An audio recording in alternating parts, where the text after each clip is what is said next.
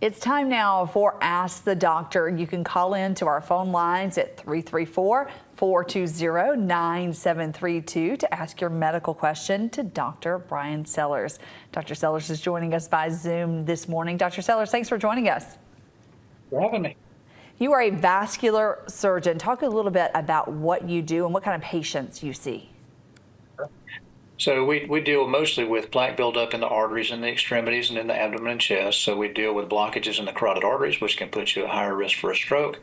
Blockages in the legs, which can make your legs cramp, hurt, and ache when you walk. We deal with blood clots, varicose veins, dialysis access, and aortic aneurysms. You talk about blood clots in the legs. The folks are traveling a lot during this time of year, spending a lot of time sitting in the car or sitting on an airplane. Those can sometimes lead to blood clots, lead to issues. What reminders do you want people to know before they travel?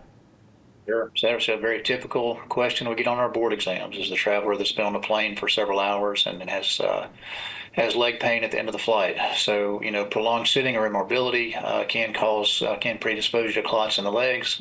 So it's generally advised to stop, take a break, walk around when you're on a long road trip, or if you're on a long plane ride, certainly get up and walk up and down the aisles a few times every couple hours just to get the blood circulating again.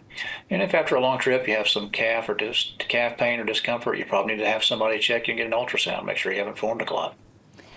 I don't know if there's any truth to it, but you always hear people say this is the time of year where folks tend to get really sick. Do you see more cases this time of year? Is there any truth to that?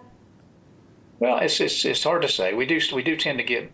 I tend to get busier around the holidays, and it's always that question: are people getting sicker, or is it just that families are together more? And maybe some of the family members who have been staying at home, not having as many visitors other times of the year, are getting more attention to their health care. And maybe you're seeing your older family members saying, you're not walking as well as you used to, and grandmama is saying, well, I've just been kind of putting it off.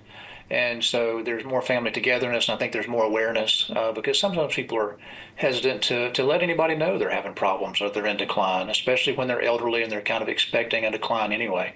So I think that it's hard to really tell why people tend to come in more around the holidays, but certainly it seems that they do.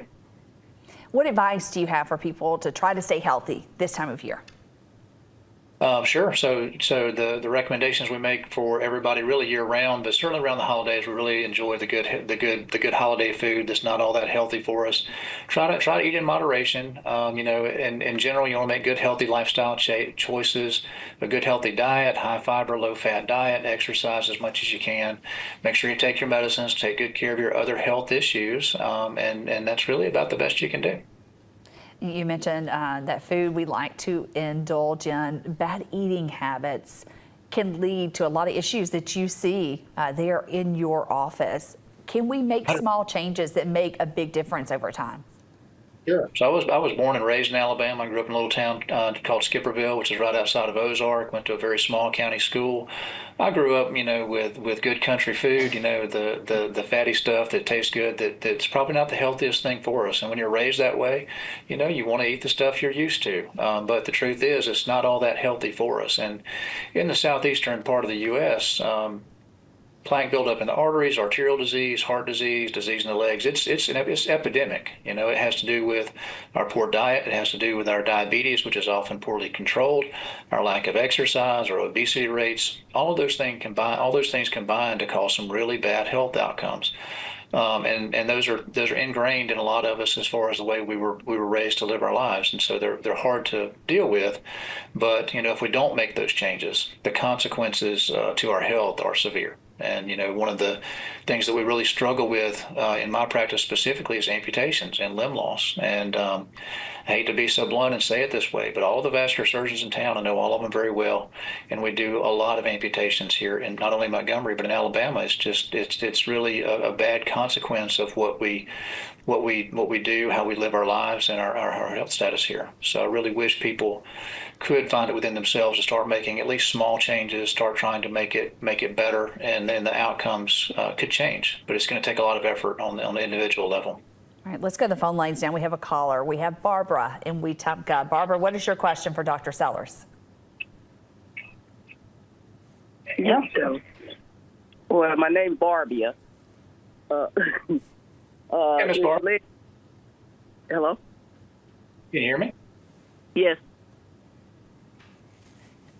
Okay, go ahead. I hear you. I was calling about I have leg pains down the back of my leg. Okay. Is it worse when you walk, or what makes your leg pain come on? Well, most of the time it's gonna be early in the morning when I get up, and then which I put stuff on it. But down through the day, it wears off, and then it'll start. Sometimes come from the back and go to the legs. Does it radiate from your lower back and hips down the back of your leg? I think so. So that sounds kind of like a sciatica or a nerve compression. Typically, when you have nerve pains in the leg, it's usually down the back of the leg. It's usually worse with prolonged standing, and the longer you're on your feet during the day, the worse it's going to get. Usually, people have to sit down to make it get better, or certainly rest for a while to get it to go away. The treatment for that, it usually begins with exercise, weight loss, physical therapy, basic things. But it certainly can escalate all the way up to needing back surgery. But if it's a thing that you've been dealing with chronically, if this has been going on for a while, you certainly need to bring it up to your primary care doctor and have them look into it, make sure that's only what it is. Mhm. Well, I think mine came. It started after I had a fall at work. So that's been a few years ago. Sure. It started after that and it's still going. Yeah. Well, if it was me, I'd have my primary care doctor take a look at my back and kind of start with that and see if there's something we can do, short of a surgery, to try to make it better, try to make you more functional. Okay.